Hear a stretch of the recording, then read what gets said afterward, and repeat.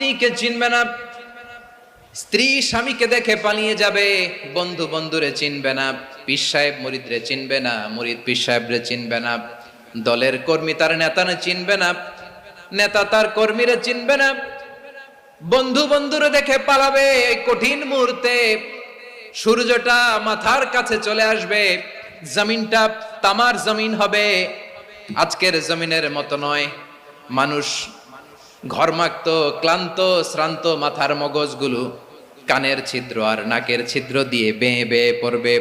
বিশ্বনবী ফরমান, ময়দানে 7 শ্রেণীর ব্যক্তিকে রব্বুল আলামিন তার আরশের নিচে ছায়া দিবেন। তার মধ্যে প্রথম শ্রেণীর ব্যক্তি হলো ইমামুন আদিল। ইমামুন আদিল, ন্যায়পরায়ণ শাসক, যে ইনসাফের সাথে বিচার করে, যে জাস্টিস সমাজে সার্ভ করে, যে সুশাসন নিশ্চিত করে, ওই